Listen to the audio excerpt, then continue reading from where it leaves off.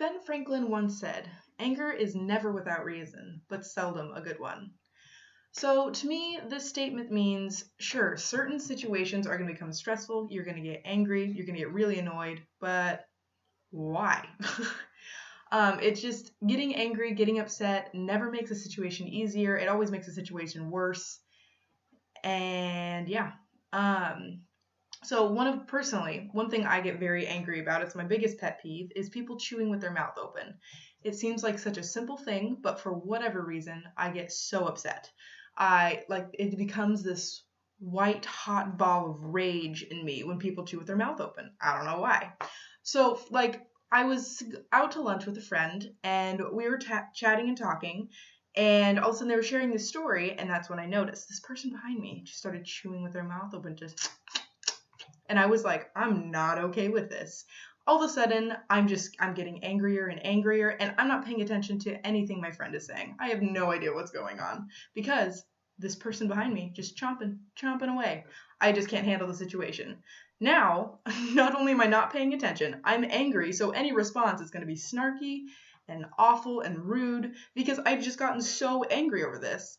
I should have just ignored it, focused on my friend, and just not had that be such a big thing in my life. Like, why should that even bother me? It's something so little and so silly. And like something more like annoying that probably happens, or not annoying, but something more serious that happens, is when you get in a fight with your girlfriend, your boyfriend, your spouse, whoever, when something happens and you both get angry.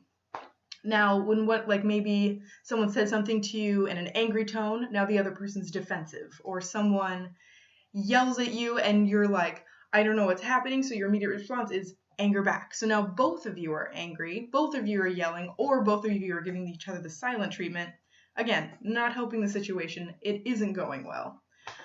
I think, and if you just took a beat, took a break, everything could have been okay. Communication would have improved. You could have talked to each other about the issue.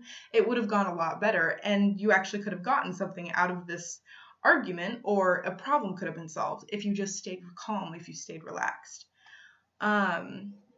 So now that, okay, let's say something happens to you out of your control and all of a sudden you're angry. How do you calm down? How do you relax?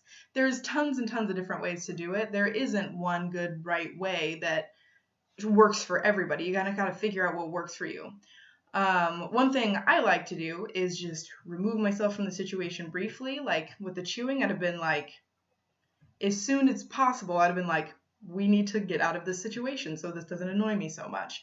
Or in a fight, or in a disagreement, just be like, you know what, I'm really upset right now. Let me talk to you about this in a few minutes. That's what works for me. In the past, it's worked great.